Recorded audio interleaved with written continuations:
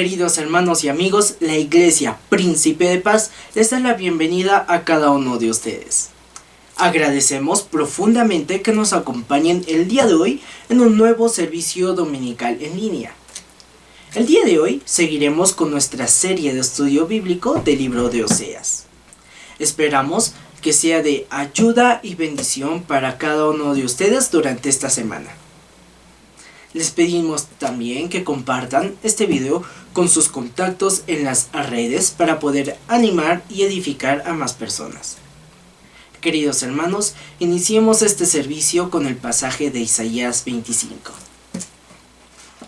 Jehová, tú eres mi Dios, te exaltaré, alabaré tu nombre, porque has hecho maravillas. Tus consejos antiguos son verdad y firmeza. Amados hermanos, acompáñenos a alabar a nuestro Señor a través de este tiempo de alabanza.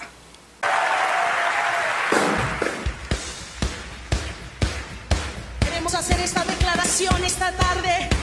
Él es el que pelea nuestra batalla. Por eso podemos declarar que somos más que vencedores. Canten así conmigo, vamos.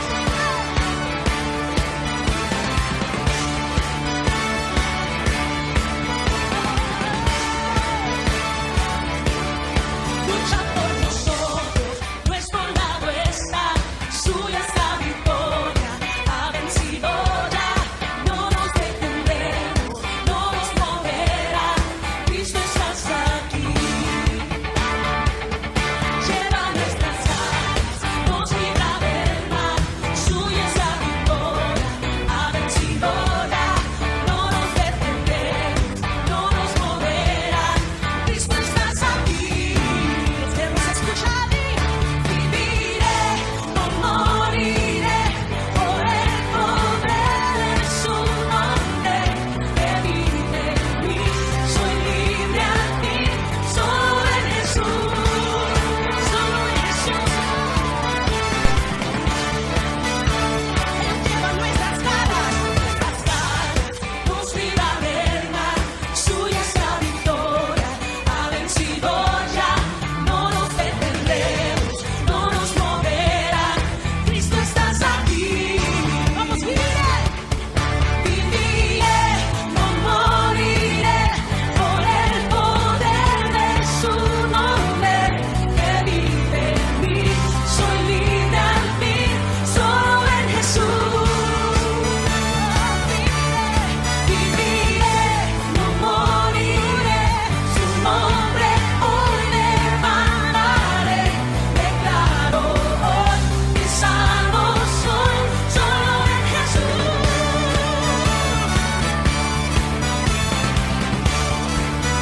Vamos así con sus manos.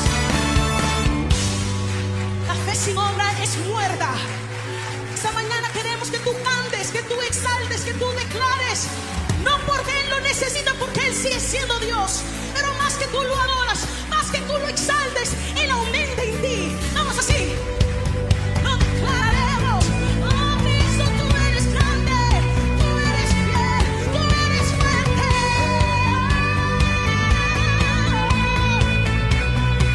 Decimos, Dios es por nosotros, vence las tinieblas, su reino establece, no será movido, en su nombre Cristo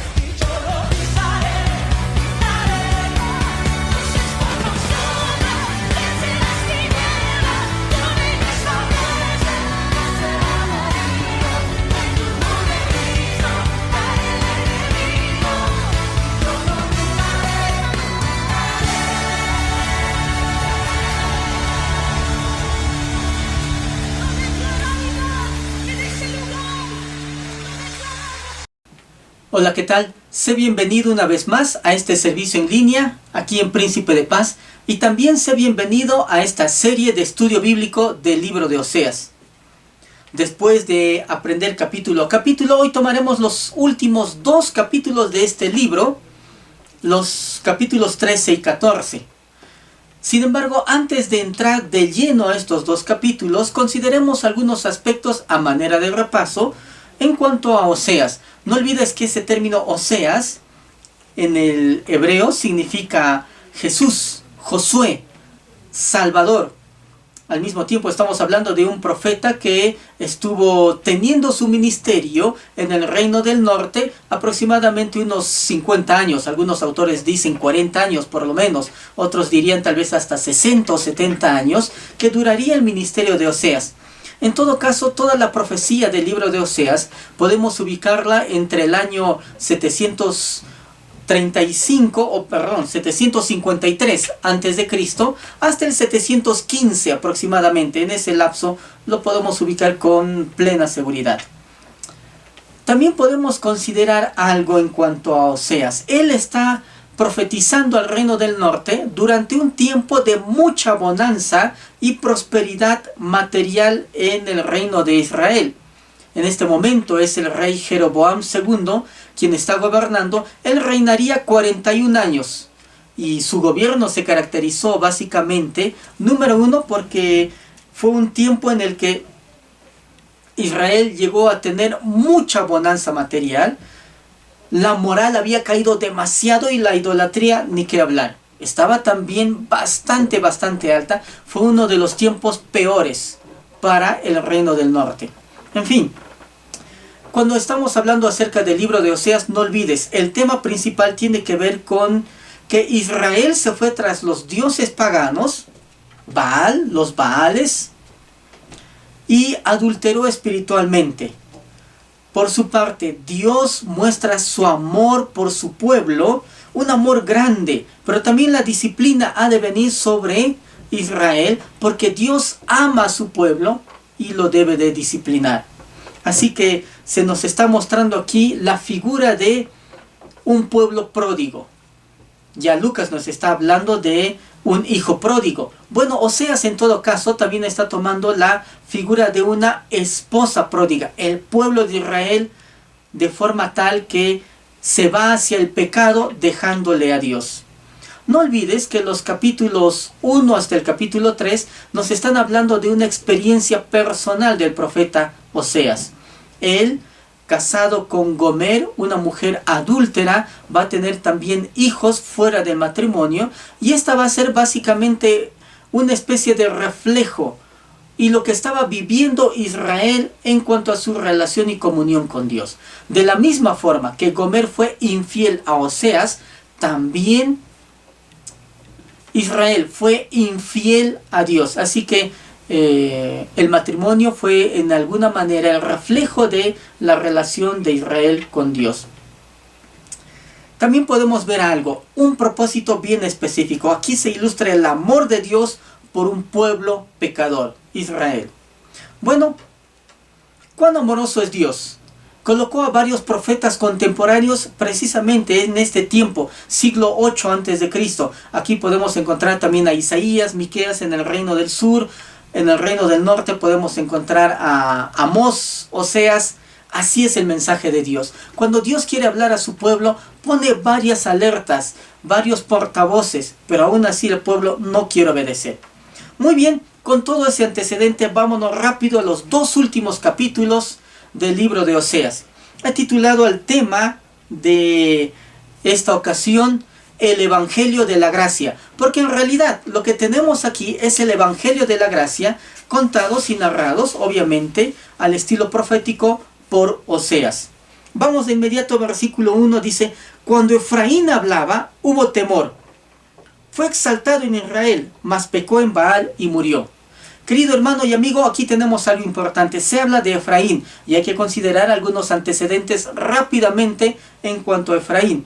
No olvides que Efraín fue constituido como primogénito cuando Jacob bendecía a los hijos de José allá en Egipto. No olvides que Manasés, en todo caso, el hermano mayor de Efraín debió haber recibido la primogenitura, pero en la bendición de Jacob es Efraín quien toma esa primogenitura. En fin, también Efraín fue el territorio donde residió el arca del pacto antes de que esta arca fuera tomada como botín por los filisteos. Esto obviamente en la ciudad de Silo o en el pueblo de Silo. También Efraín es el lugar oriundo de Samuel y de Jeroboam, aquel Jeroboam primero. Efraín entonces llegó a ser tan importante en el reino del norte que Israel y Efraín son tomados como nombres indistintos para referirse al pueblo. Así que se toman como sinónimos. A propósito, también Efraín fue la tribu más grande del reino del norte. Así que cuando leemos Efraín es la referencia a Israel. Pero aquí hay algo también interesante para considerar. Dice que cuando Efraín hablaba, cundía el terror. Eso quiere decir que todos prestaban atención y oído cuando Efraín pronunciaba algo, cuando hablaba algo. Habló en el sentido nacional. Así que aquí dice, cuando Efraín hablaba hubo temor. Toda la gente prestaba atención porque obviamente era palabra importante. Aquí podemos encontrar algo. La historia de Efraín tenía grandeza. Sin embargo, para el tiempo de Oseas, la gente, no solo de Efraín, todo Israel, se había rebelado contra Dios y había perdido prestigio ante todos los demás. Israel perdió prestigio ante las naciones. Qué importante es considerar, la grandeza del pasado no es garantía de una grandeza en el futuro. Algo que tenía que tener muy presente el reino de Israel. Así que es bueno recordar lo que Dios ha hecho por nosotros a través de toda la vida que estamos con Él. Pero también es igualmente importante mantener actualizada nuestras relaciones con Él. Nuestro tiempo de oración, nuestro tiempo de lectura bíblica. Conságrate a Dios día tras día, momento tras momento. No podemos vivir de las glorias del pasado.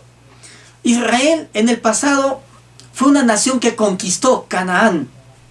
Ahora va a morir. ¿Por qué? Por su pecado. Eso nos está hablando acerca de algo.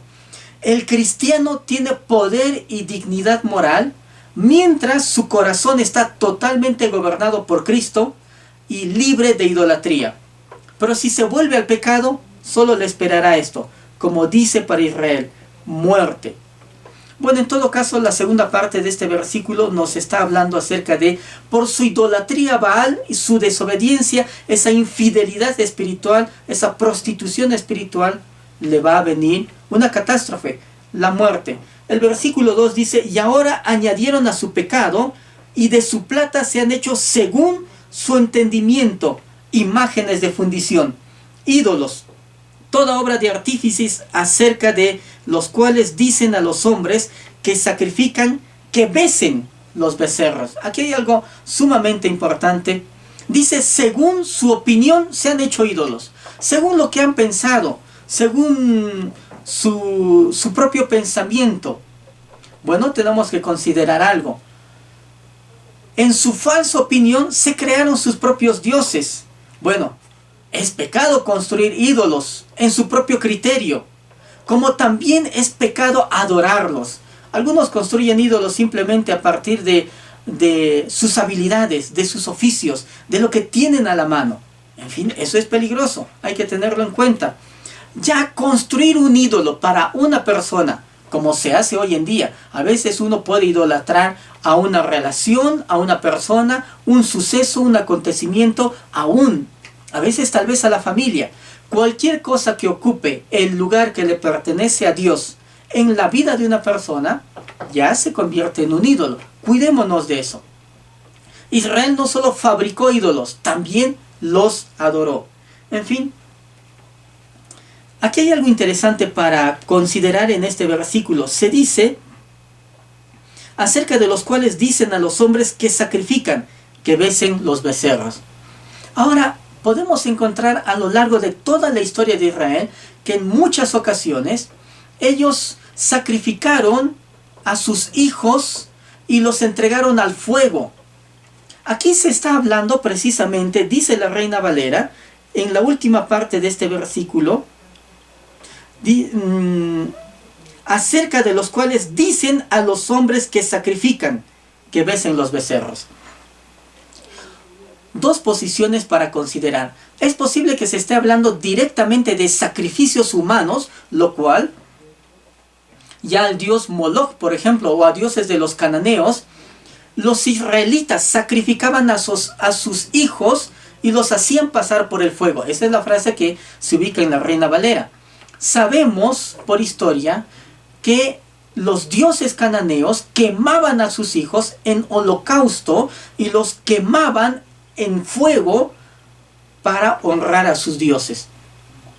Una costumbre aprendida también por Israel. Así que los sacrificios humanos no eran extraños para esta nación, que era en realidad el pueblo de Dios. Cosa terrible. Y se dice que todavía besaban a los ídolos. Bueno, hoy en día hay gente que besa imágenes, estatuas, cuadros sagrados, íconos. O a veces va a un lugar y piensa esta tierra es tierra santa y besa la tierra. Casi me hace acordar un poco el culto que se rinde a la tierra en nuestros países de Latinoamérica, como si la tierra fuera la que nos está dando la vida. Bueno, creo que eso es algo típico de la religión moderna, una característica de la idolatría moderna de nuestros tiempos. Bueno, es realmente una insensatez considerar que esas cosas están dirigiéndonos a Dios, el besar objetos, elementos, como si uno estuviera adorando al Dios auténtico y verdadero a través de esas acciones. Bueno, hay algo que tenemos que considerar. Uno adora a Dios en la vida que uno vive, no en besar objetos, no en estar besando y rindiendo culto a la tierra. Uno le adora a Dios en la manera que uno lleva los negocios a diario. Uno adora a Dios en la manera como uno se comporta en su vida cada día, cómo se comporta en su casa, en su familia, en el trabajo, en la calle, cuando anda. No simplemente en un santuario. Uno piensa, estoy adorando a Dios, hay que comportarse bien en la iglesia. Eso está bien. Pero así debe ser nuestro comportamiento también afuera en la calle. En realidad, hoy nosotros hemos hecho una diferencia entre el santuario y la calle. En el santuario hay que comportarse bien. Y en la calle también hay que comportarse bien. En realidad no existe ningún tipo de diferencia que deberíamos de tener en cuanto a dónde comportarnos mejor. Siempre el cristiano tiene que adorar a Dios con su vida. En fin, el versículo 3 nos dice: por tanto serán como la niebla de la mañana y como el rocío de la madrugada que se pasa, como el tamo que la tempestad arroja de la era y como el humo que sale de la chimenea. Aquí podemos encontrar algo. Se describe la rapidez con que va a desaparecer todo y todos los que hacen tal cosa, siguen la idolatría.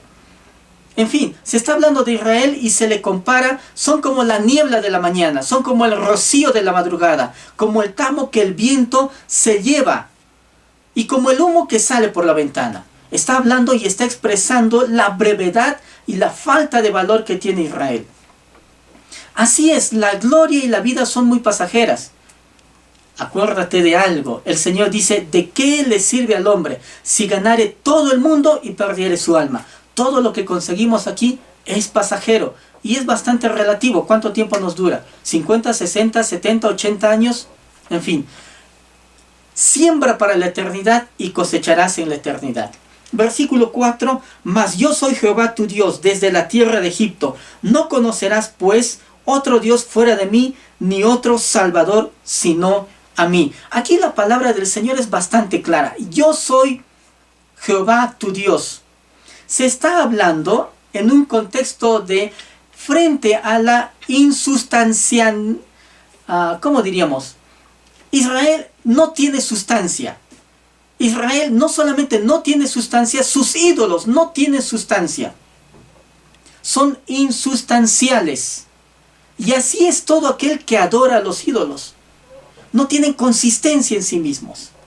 Y Dios dice, pero yo soy Jehová tu Dios, y fuera de mí no hay otro Salvador. Hay algo que tenemos que considerar hoy en día, querido hermano y amigo. Adorar a Cristo sin prestar importancia a la obra de Cristo en la cruz, sin prestar importancia al perdón, sin prestar importancia a la salvación, es adorar a un Cristo que no existe.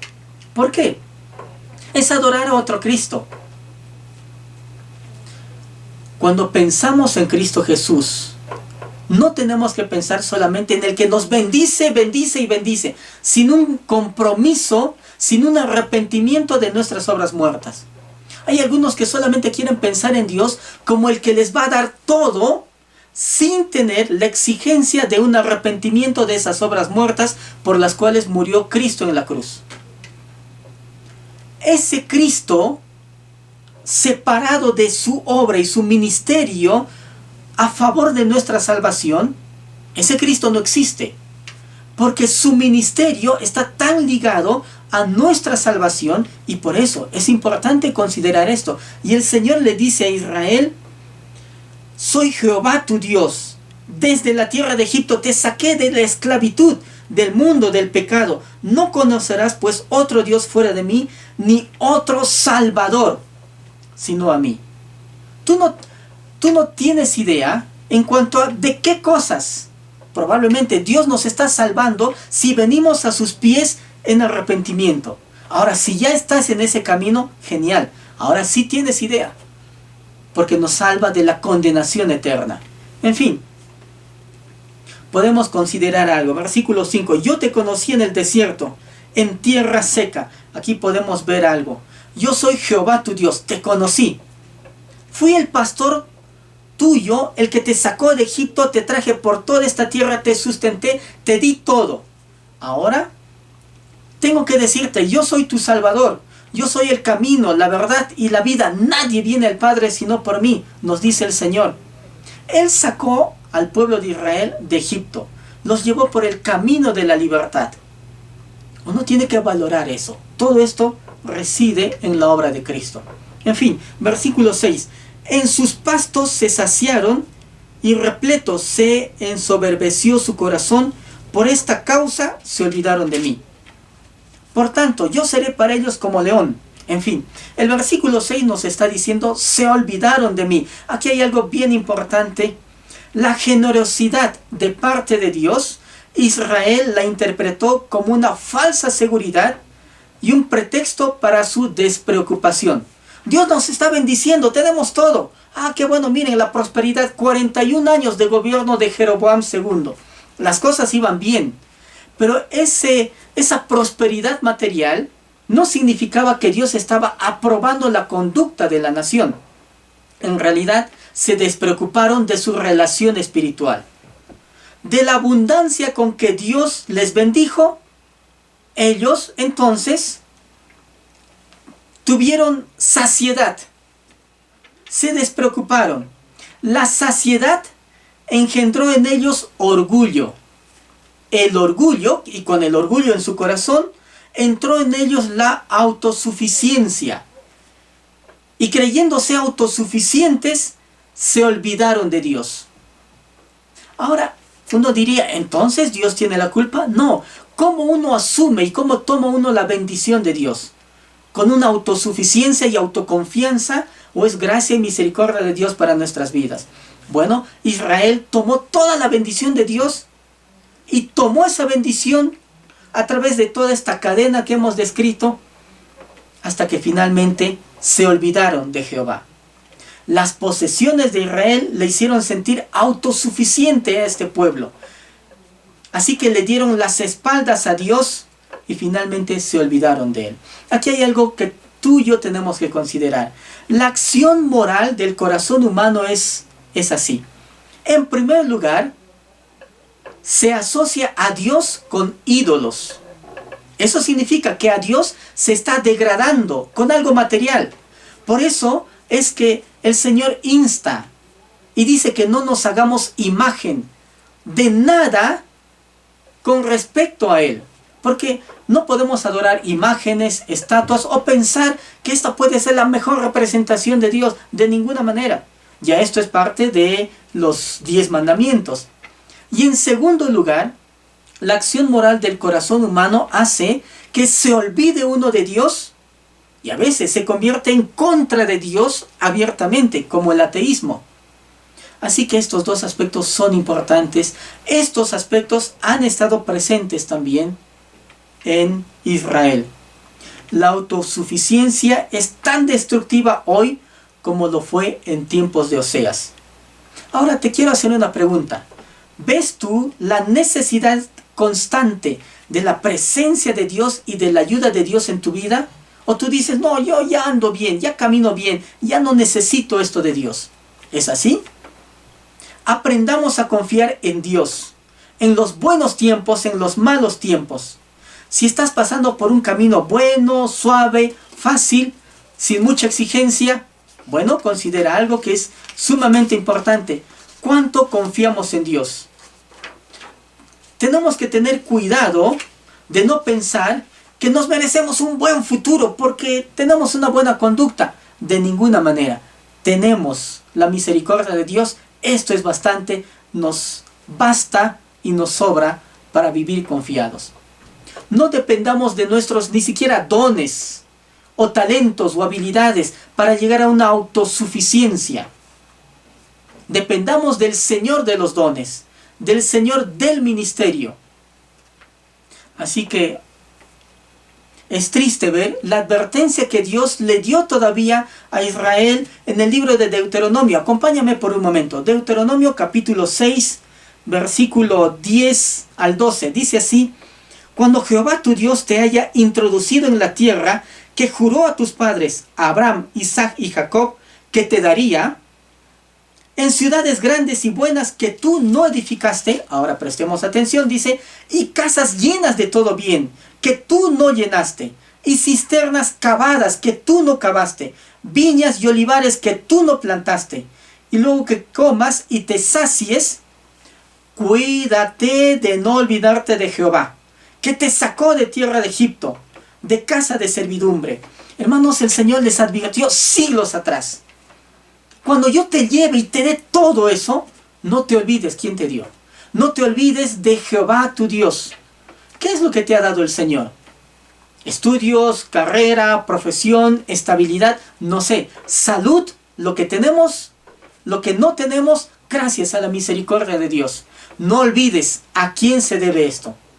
Versículos 7 y 8 dice: por tanto yo seré para ellos como león, como un leopardo en el camino, los acecharé. Como osa que ha perdido los hijos, los encontraré, y desgarraré las fibras de su corazón, y allí los devoraré como león. Fiera del campo los despedazará. Aquí está hablando y dice, como osa que ha perdido los hijos, así yo seré para ustedes. Algo que podemos encontrar en estos dos versículos es de que Dios se va a volver contra el pueblo para consumirlos. Así que Dios había sido antes su protector a lo largo de toda la historia de la nación. Ahora va a ser su destructor. Y se utilizan términos bastante interesantes. Como león los devoraría. Como leopardo los acecharía. Caerá de repente sobre un pueblo despreocupado, uno que está autoconfiando en sus propias, no sé, hazañas, méritos. Ni siquiera ellos habían ganado eso. Era mano de Dios.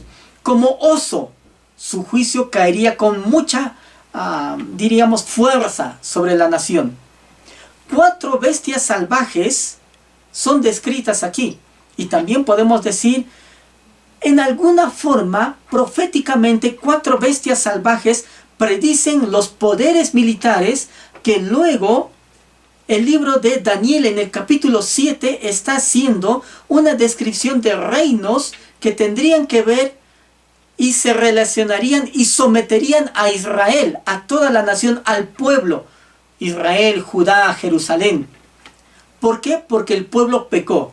Así que aquí podemos hablar de algo sumamente interesante según la perspectiva de Daniel capítulo 7. León, Es la figura de Babilonia, el imperio de Babilonia que vino y sometió a Judá, Jerusalén, a partir del año 605 a.C. Oso, una figura del imperio persa, el imperio medo-persa, en el libro de Daniel capítulo 7. Leopardo, al imperio griego, es la referencia. Una bestia salvaje, se hace la referencia al imperio romano. En fin, ¿qué podemos considerar? Al abandonar al Señor, el pueblo de Dios, Israel, estaba a merced de los poderes gentiles. Algo que va a decir ya el libro de Daniel hace referencia al tiempo de los gentiles, y es el tiempo en el que el pueblo de Dios está sometido y subyugado bajo el gobierno de los gentiles. Aquí podríamos considerar este paralelo. Versículo 9 en adelante dice: ¿Dónde está tu rey para que te guarde con todas tus ciudades y tus jueces, de los cuales dijiste, dame rey y príncipes? ¿Qué podemos encontrar? Me he salteado el versículo 9. Antes veamos el versículo 9. Te perdiste, oh Israel, mas en mí está tu ayuda. Algo que tenemos que tener en cuenta, se le dice, te perdiste, Israel. Bueno, la destrucción que tiene Israel es obra y producto de la rebelión que tiene el pueblo. No olvides, ya Pablo nos está diciendo, la paga del pecado es muerte. Lo mismo está teniendo Israel. La paga del pecado, el salario por su transgresión, es la destrucción. Y se le dice, te perdiste a ti mismo. ¿Saben? En el día de hoy, hasta culpamos a Dios por lo que está sucediendo en la humanidad, por lo que nos pasa. Si hoy nosotros sentimos que debemos acusar a Dios, aquí tenemos un pasaje bastante claro para que lo consideremos. Te perdiste, oh Israel. Dios no tiene la culpa. El responsable es el ser humano por lo que está viviendo. Tú y yo somos responsables de lo que vivimos, pasamos. Decidimos tomar este camino y tenemos las consecuencias de este camino. Bendiciones o en todo caso, hasta la maldición por separarnos o apartarnos de Dios. ¿Suena duro el mensaje? Pues es el mensaje que trae el libro de Oseas. Nadie se aparte de los caminos de Dios. Si tú aún no conoces a Cristo Jesús en tu corazón, es tiempo que lo conozcas. Somos todos responsables de la condición de vida que tenemos.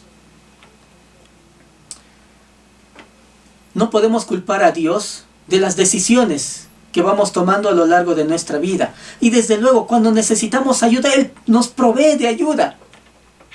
El ícono de la Reforma, uno de los íconos, hay varios aspectos para considerar del tiempo de la Reforma, pero uno de los íconos fundamentales fue defender el sacerdocio personal del creyente. Cada creyente es sacerdote de su propia vida también. Considera algo. Si es que alguien dice, yo me estoy enfriando, mi vida espiritual está decayendo, es culpable la iglesia, el líder, el pastor, los demás. Tú eres responsable de tu propia vida espiritual. Tú eres sacerdote de tu propia vida. Es cierto, la iglesia, los líderes, todos tenemos que ayudarnos y fomentarnos ánimo entre nosotros. Y la iglesia tiene que brindar las herramientas y los instrumentos para que los cristianos crezcan. Pero es el cristiano responsable de su propia vida. Si nos salvamos, será porque hemos tomado las decisiones buenas y correctas en nuestra vida de estar en los caminos de Dios. Si nos vamos a condenación, será por nosotros mismos, porque decidimos rechazar a Dios. Vamos con el versículo 10. Entonces, ¿dónde está tu rey para que te guarde con todas tus ciudades y tus jueces, de los cuales dijiste, dame rey y príncipes? Te di rey en mi furor y te lo quité en mi ira. Bueno, aquí podemos encontrar algo que básicamente el Señor dio a Israel rey. Claro, Israel estuvo en el período de la teocracia.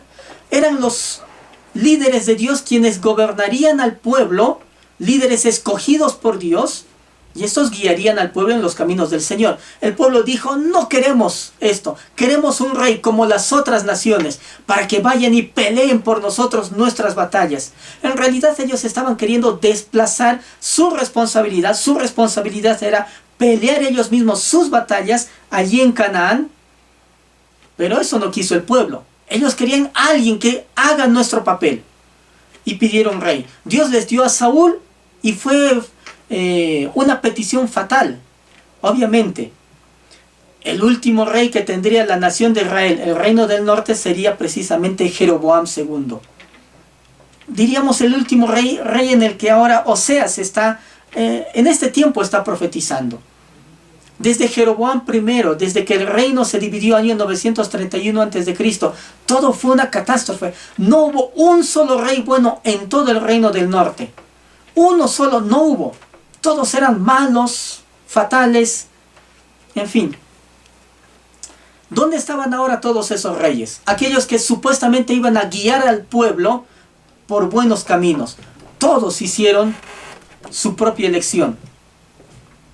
Apartarse de los caminos de Dios. Versículo 12. Atada está la maldad de Efraín, su pecado está guardado. Algo que podemos encontrar rápidamente aquí es que ya el caso está juzgado.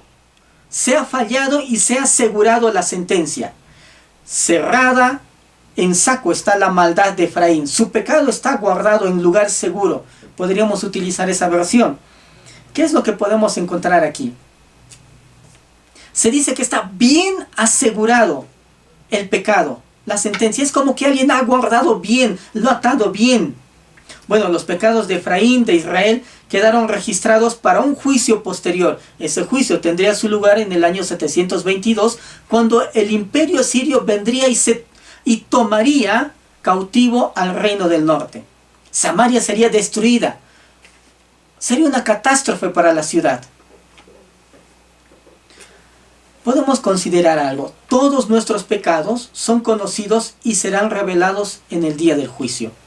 Acuérdate de algo. Y esta no es como alguien diría, ¿qué? ¿Dios nos está amenazando? No, nos está advirtiendo para que tomemos buenas decisiones en nuestra vida. Este es el pasaje de 1 de Corintios, capítulo 5, versículo 10. Se nos habla de que todos vamos a comparecer y vamos a dar cuentas ante el tribunal de Cristo. Considera eso. En fin, el libro de Apocalipsis, en el capítulo 20, se nos está diciendo que todo ser humano va a estar ante el gran trono blanco. ¿Por qué? Porque tiene que rendir cuentas de lo que ha hecho en esta vida. Todo lo que sembramos, cosechamos. Siembra obediencia a Dios, cosecharás eternidad en gloria. En fin, versículo 13. Dolores de mujer que da a luz le vendrán. Es un hijo no sabio, porque ya hace tiempo que no debiera detenerse al punto mismo de nacer. ¿Saben qué es interesante aquí? Aquí se está hablando y se toma la figura de una mujer que está con dolores de parto. Tiene dolores de parto, pero no hay parto. Ahora pensemos en esta figura que es bastante interesante. Así pasa también con, diríamos, los castigos de Dios si no resultan en arrepentimiento del pecador. Consideremos algo. Para que el niño sea dado a luz, se requiere de él, por decirlo así, una especie de obediencia a los esfuerzos de la madre por darlo a luz. La madre toma su papel y el hijo debería tomar su papel. Y se está tomando esta figura. Este niño no está tomando su papel, no está obedeciendo a los esfuerzos de la madre. Efraín, Israel, se niega a obedecer a Jehová. No quiere tomar el papel que tendría que tomar como un niño cuando está a punto de nacer, porque también tiene que tomar una función. Así entonces se tiene un buen nacimiento. Pero esto no sucede con Efraín. Efraín no quiere obedecer a Dios. Y entonces no va a producirse ese parto, ese nacimiento. Efraín simplemente va a morir. ¡Qué tristeza! ¡Qué tristeza! No solamente para, diríamos, para Efraín, qué tristeza para todo aquel que lee la profecía de Oseas y no quiere acudir al Señor. Cuando no hay arrepentimiento, no hay redención. Entonces, ¿qué hay? Muerte y destrucción. La infidelidad del pueblo de Israel fue tan grande que el Señor les estaba hablando a través de muchas figuras, con distinto lenguaje, a través de muchos profetas, y no quisieron hacer caso. Siglos llamando la atención a este pueblo y no quisieron hacer caso. Vamos en adelante, versículo 14. De la mano del Seol los redimiré, los libraré de la muerte. Oh muerte, yo seré tu muerte y seré tu destrucción. Oh Seol, la compasión será escondida de mi vista. Básicamente podemos encontrar algo. Como el Señor está diciendo que aún el Seol y el juicio son instrumentos de Dios para el castigo, la disciplina del pueblo. Bueno, podemos considerar, este pasaje también fue tomado por el apóstol Pablo en el libro de 1 de Corintios, capítulo 15, versículo 55, para hablar acerca de la resurrección. Y te lo quiero rápido nomás leer. 1 de Corintios 15, 22, porque nos dice así: porque así como en Adán todos mueren, también en Cristo todos serán vivificados. ¿Ok? Aquí el apóstol Pablo toma este pasaje para enseñar sobre la resurrección. Y después vamos a encontrar en leí el versículo 22. Debo leer el versículo 55 en el capítulo 15. Dice: ¿dónde está, oh muerte, tu aguijón? ¿Dónde, oh sepulcro, tu victoria? Ok. Un día la muerte no tendrá el poder que tiene hoy. ¿Por qué? Porque por la obra de Cristo Jesús en la cruz, definitivamente la muerte ha sido vencida. ¿Cómo venció Cristo Jesús a la muerte? Muriendo y resucitando. En fin, avancemos rápido, versículos 15 y 16. Aunque él fructifique entre los hermanos, vendrá el solano, viento de Jehová, se levantará desde el desierto. El solano, el viento, es una referencia a Asiria, que viene tras Efraín. A propósito, el término Efraín significa fructífero, pero ahora no va a ser fructífero, ahora va a ser castigado.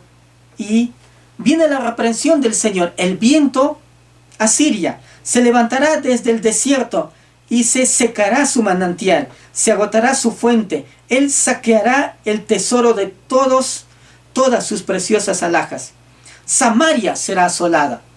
Hoy en día uno puede visitar Israel y visitar lo que antiguamente fue la ciudad de Samaria. Se encuentra sobre una colina y puede ver desde allí. Tiene una excelente vista. Así fue la ciudad antiguamente de Samaria. Fue una ciudad gloriosa en su momento. Pero hoy solamente ruinas por el pecado. Cualquier buen proyecto puede ser fatalmente destruido, devastado por el pecado. Ten en cuenta eso. Caerán a espada, sus niños serán estrellados y sus mujeres encintas serán abiertas. ¿Saben? Cuando el pueblo de Dios se fue cautivo, una de las cosas interesantes que sucedieron es que vinieron los ejércitos enemigos y estrellaron a los niños. Los estrellaban contra las peñas. ¡Qué triste! ¡Qué fatal! ¿Por qué? Por la desobediencia del pueblo. Podemos ver también en el reino del sur algo que fue característico aún en el reino del norte. Si revisas la narración bíblica, aún el canibalismo ingresó a la nación. Cosas tan fatales. Dice: y sus mujeres encintas serán abiertas. Cuán desastroso puede ser el camino de aquel que con rebeldía insiste en hacer su propia voluntad y alejarse de los caminos de Dios. Esto es bien difícil. Creo que podemos considerar eso. Veamos el capítulo 14. Vuelve, oh Israel, a Jehová tu Dios, porque por tu pecado has caído. Podemos encontrar que el capítulo 14 es un llamado al arrepentimiento. Y es que eso es precisamente el evangelio de la gracia. cuando hay pecado, devastación, destrucción, y si es que hay arrepentimiento, porque hay una gran advertencia de Dios hacia el pueblo. Si hay arrepentimiento, Dios trae gracia, misericordia. Ese es el evangelio de la gracia. Donde abunda el pecado, sobreabunda la gracia. Pero uno tiene que arrepentirse para acceder a esa gracia. Si se queda en su terquedad y en su soberbia, simplemente va a tener destrucción. Vuélvete, oh Israel, a Jehová tu Dios, porque por tu pecado has caído. ¿Cómo afectarían estas frases aún al profeta Oseas? Él es el que está trayendo el mensaje a Israel. Y no olvides que Oseas ha vivido en carne propia una relación de infidelidad. Así que con corazón dolido le dice a la nación: vuélvete, vuélvete. El pueblo podía regresar a Dios, arrepentirse y la catástrofe se frenaba. Pero esa es una acción que nunca cometió el pueblo, lamentablemente. Tú y yo podemos ser perdonados de nuestros pecados. Cualquier cosa hayamos cometido en el pasado no lo podemos cambiar. Pasado, pasado es. Pero Cristo Jesús puede convertir nuestro pasado en algo distinto, diferente, en algo que no nos ancle para el futuro. Hay gente que está viviendo tan anclada al pasado que ni siquiera puede pensar en el presente, menos proyectarse hacia el futuro.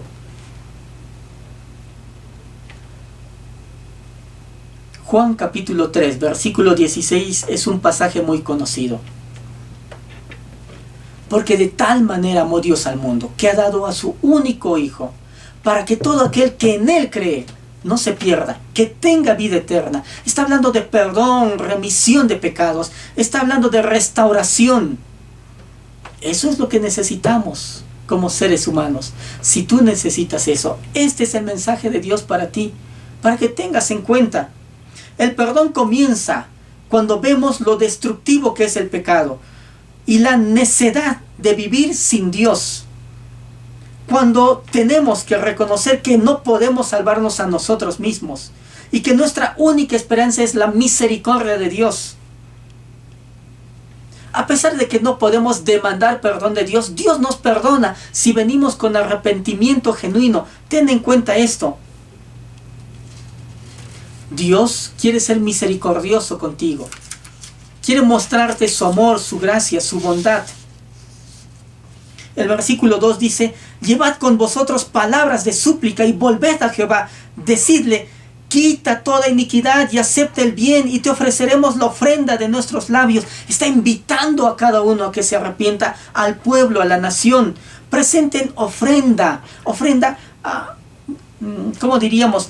Un sacrificio de alabanza. Por eso está diciendo: decid, quita toda iniquidad y acepta el bien. Te ofreceremos la ofrenda de nuestros labios. No tenemos que quemar animales en un altar. No tenemos que venir con holocaustos y sacrificios al estilo antiguo. Tenemos que venir con sinceridad, confesar con nuestra boca que Jesucristo es Dios, arrepentirnos, poner nuestra vida al pie de la cruz. Un cristiano hoy en día puede ofrecer continuamente sacrificios espirituales de alabanza. Eso es lo que nos dice el libro de Hebreos en el capítulo 13, versículo 15. Versículo 3: no nos librará el asirio, no montaremos en caballos. Están diciendo: no confiaremos más en la gente, en las personas, no nos confiaremos más en Egipto, en Asiria. No olvides que ellos estaban tratando de tener un pacto, un convenio con Asiria, mientras estaban vendiendo y exportando productos a Babilonia, su enemigo aférrimo, por decirlo así. No montaremos en caballos, no confiaremos en nuestro poder militar, en aquello que pensábamos que era nuestra esperanza. Ni nunca más diremos a la obra de nuestras manos: Dios es nuestro, porque en ti el huérfano alcanzará misericordia. ¿Saben qué hay de importante e interesante aquí? Ellos dicen: no más pondremos nuestra confianza en aquello que es falsa seguridad. No más en nuestros ídolos. No más en aquello que pensábamos que nos daba seguridad. Imagínate algo, hacer tú con tus propias manos. Haz algo con tus propias manos. Diseñas lo que quieras, una imagen, una estatua, un madero, una banca, una silla, lo que quieras. Y ante esto te adoras, te postras y lo adoras. Bueno, esa fue la actitud que tenía Israel. Ahora dicen, nunca más haremos esto. ¿Saben? Hay gente hoy en día que sigue una idolatría moderna. Hay muchos hombres que hoy adoran a su propia habilidad. Ellos adoran tal vez a su intelecto, a su cerebro. Ellos están adorando a lo que hacen hoy en día, a su trabajo, a lo que han conseguido, a sus laureles. Adoran lo que son capaces de hacer. La persona que está adorando a lo que él mismo ha fabricado es un pagano. La Biblia nos está diciendo que eso no solamente es idolatría, es paganismo. Adorar cualquier cosa que nosotros hemos producido. Israel está diciendo, no más. Volveremos a ti. Así que los versículos 4 al 8 son la respuesta inmediata de Dios cuando hay un arrepentimiento debido. Y es que eso es lo que hará Israel en su debido momento. Esta es una promesa de Dios para Israel para el tiempo futuro. Ahora imagínate, si Israel se hubiera arrepentido en el siglo 8 a.C., no hubiera sido llevado cautivo a Asiria. Su capital Samaria no hubiera sido destruida, sus ciudades hubieran permanecido. ¿Te acuerdas el llamado que hizo Jonás y la predicación de Jonás a Nínive? Nínive fue la capital del imperio de Asiria. ¿Y cómo Nínive se convirtió? Tal conversión ni siquiera hubo en Israel. Ayunaron hasta los animales. Lástima que 100 años después aproximadamente Nínive sería destruida. El profeta Nahum está anunciando eso. Ahora imagínate, si Israel hubiera seguido los pasos de Nínive, Israel hubiera permanecido aún. En fin, el versículo 4 dice, yo sanaré su rebelión, los amaré de pura gracia, porque mi ira se apartó de ellos. Yo seré a Israel como rocío. Ahora fíjate, estas palabras interesantes, sanaré, amaré, seré. Es la acción de Dios. Es Dios actuando a favor de su pueblo, pero Dios está esperando el arrepentimiento de su pueblo. Dios está esperando que su pueblo dé el paso debido.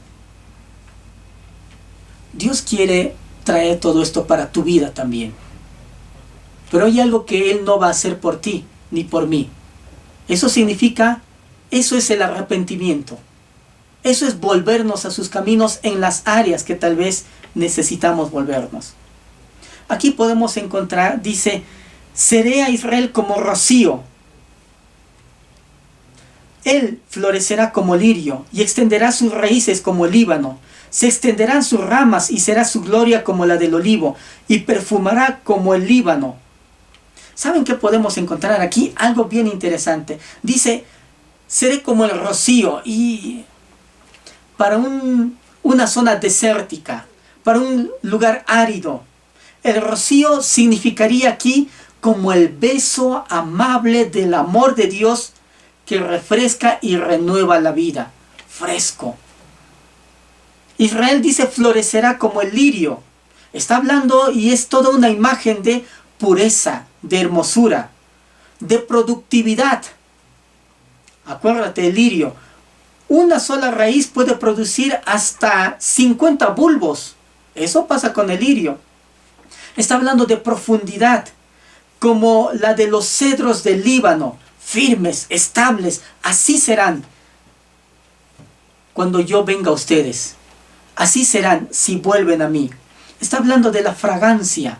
Aún el olor será diferente. Está indicando en todo caso la futura reputación, gloria y renombre de Israel entre las naciones. Todo esto se cumplirá cabalmente en los últimos tiempos. Pero Israel podía arrepentirse en ese momento. Aunque es una profecía que apunta también a los tiempos finales, Israel podía disfrutar de la bendición de Dios. Pero no lo hizo porque no se arrepintió.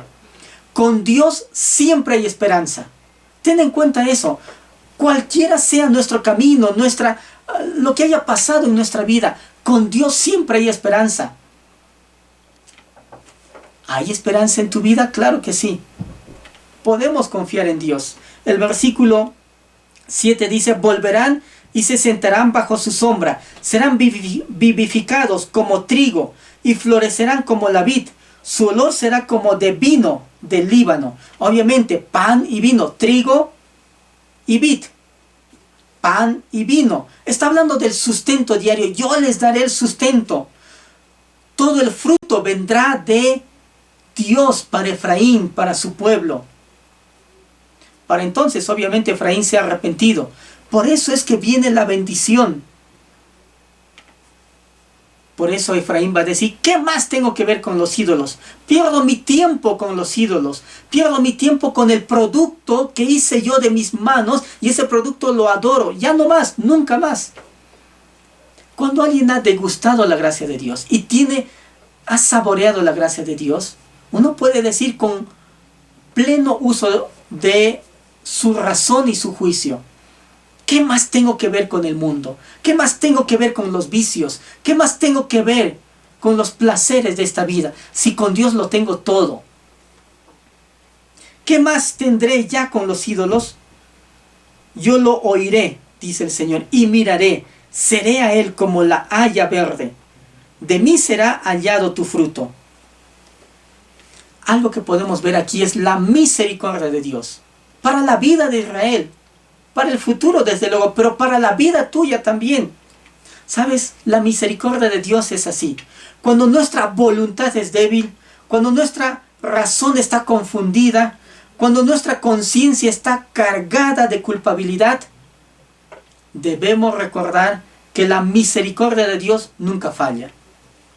Cuando la familia nos falla, cuando los amigos nos abandonan, cuando nuestros colaboradores nos abandonan, cuando no nos comprendan, cuando nos cansemos de ser buenos, cuando pensemos que todo lo que estamos haciendo tal vez no tiene productividad, la misericordia de Dios nunca falla. Cuando no podamos ver la salida, cuando no podamos escuchar aún la voz de Dios, o pensemos que estamos pasando por un momento difícil, la misericordia de Dios nunca falla. Cuando nos falte valor para continuar en un camino recto, derecho y honesto, la misericordia de Dios nunca falla. Cuando nuestros defectos nos estén persiguiendo, cuando nuestra conciencia nos esté acusando y nos esté abrumando y el pasado quiera otra vez destruirnos, la misericordia de Dios nunca falla. Esa es la misericordia de Dios por su pueblo. Este es el mensaje que Dios quiere traer a su pueblo a través de la profecía de Oseas. Mensaje que fue no oído, despreciado. El versículo 9 finalmente es el epílogo, como la conclusión de todo el libro. ¿Quién es sabio para que entienda esto? Y prudente para que lo sepa, porque los caminos de Jehová son rectos, y los justos andarán por ellos, mas los rebeldes caerán en ellos. Se está hablando del sabio y prudente. Aquí tenemos un estilo sapiencial, al estilo de los proverbios, más que tal vez un aspecto profético. Y podemos tener en cuenta, los que andan rectamente por los caminos de Dios, no solamente son justos, son también sabios, son prudentes. Los transgresores son además inicuos, necios, imprudentes, porque con sus pecados atraen sobre sí mismos una ruina, destrucción. Tropezarán, caerán. Te preguntamos, ¿de dónde esperas tú vida, paz, seguridad? ¿De Dios o de los ídolos? Yo no tengo ídolos. Tal vez hemos fabricado con nuestras propias manos algo, y eso estamos idolatrando. Tal vez hemos producido algo y pensamos que eso es lo más importante en nuestra vida. No, lo más importante en la vida del ser humano no es lo que el ser humano puede producir. Es Dios en la vida del ser humano. Debería de serlo. Podemos considerar algo. Este es un llamado de atención para todos. Y es una conclusión. ¿Quién es sabio para que entienda esto? ¿Prudente para que lo sepa? Porque los caminos de Jehová son rectos. ¿Son rectos para ti los caminos de Jehová? Ya el apóstol Pablo nos estaba diciendo, su voluntad es buena, agradable, perfecta. Así tiene que ser para nosotros los caminos de Dios. Y los justos andarán por ellos. ¿Andas en los caminos de Dios? Si es así, entonces las bendiciones descritas en el libro de Oseas son para ti. Las bendiciones descritas en la palabra de Dios son para ti, en su tiempo debido. No como nosotros queremos. Queremos solo las bendiciones de Dios, pero no queremos someternos a los caminos de Dios, a las exigencias de ser hijos de Dios. Mas los rebeldes caerán en ellos. Tenemos que considerar algo. El pueblo podía decidir tomar la profecía de Oseas o sacarla. Asumir los caminos de Dios en su vida o despreciar a Dios. Sabemos lo que pasó por historia. Finalmente el pueblo de Israel fue llevado cautivo en el año 722 a Siria. La ciudad de Samaria fue repoblada por gente extranjera. Hubo una catástrofe allí. El libro de Oseas es un libro que nos habla no solamente del amor de Dios, de la paternidad de Dios por su pueblo. Está hablando también de la infidelidad de un pueblo. Pero si tenemos que destacar algo, tiene que ser el amor de Dios, a pesar de tener un pueblo infiel, a pesar de haber un hijo pródigo, estaba el padre todavía esperando al hijo, hasta el último momento para que se arrepienta. Dios está esperando por ti y por mí, que tomemos buenas decisiones en nuestra vida, que volvamos a sus caminos si es que es necesario, y si ya estamos en ellos, que nos afirmemos, que pongamos estabilidad a esas decisiones que antes hemos tomado en nuestra vida, de ser fieles al Señor hasta la muerte. Deseamos que el Señor bendiga tu vida y que todo lo que podamos encontrar y estas enseñanzas a través del libro de Oseas hayan servido para edificación y tu crecimiento espiritual. Acompáñanos en oración. Si aún no conoces a Cristo Jesús y por primera vez estás escuchando el mensaje de Dios, te queremos decir, Cristo Jesús te ama. Si no lo aceptaste como Señor y Salvador, acéptalo en esta ocasión y repite conmigo esta oración. Si ya eres un cristiano y ya estás en los caminos del Señor, haz conmigo esta oración y renueva tu vida en el Señor. Oremos. Señor Jesús, reconozco que soy pecador, que no me puedo salvar a mí mismo. Creo que has muerto en la cruz por mis pecados.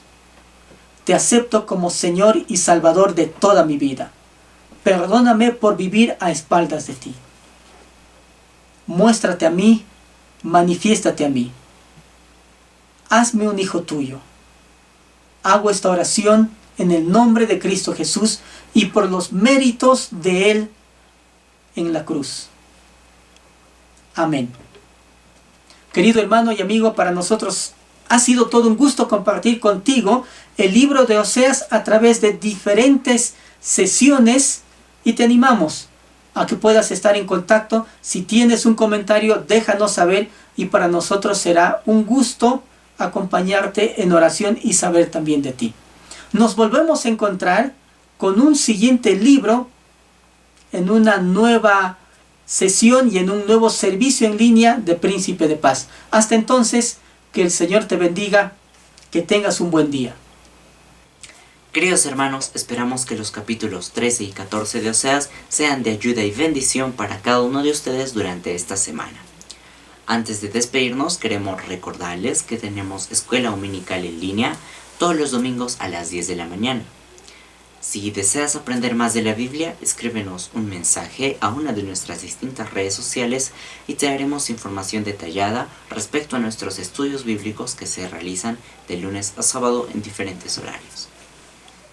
También puedes escucharnos de lunes a viernes de 6 a 7 de la noche en nuestros programas radiales que se emiten a través de Radio Jerusalén en el 630 AM o mediante nuestras transmisiones en vivo en el mismo horario por Facebook y YouTube. Tenemos reuniones de grupos familiares en línea los días martes, jueves y sábados a las 7 de la noche. Te invitamos a formar parte de nuestras reuniones para damas cada sábado a las 7 de la noche. Nuestras reuniones de jóvenes se realizan todos los sábados a las 4 de la tarde.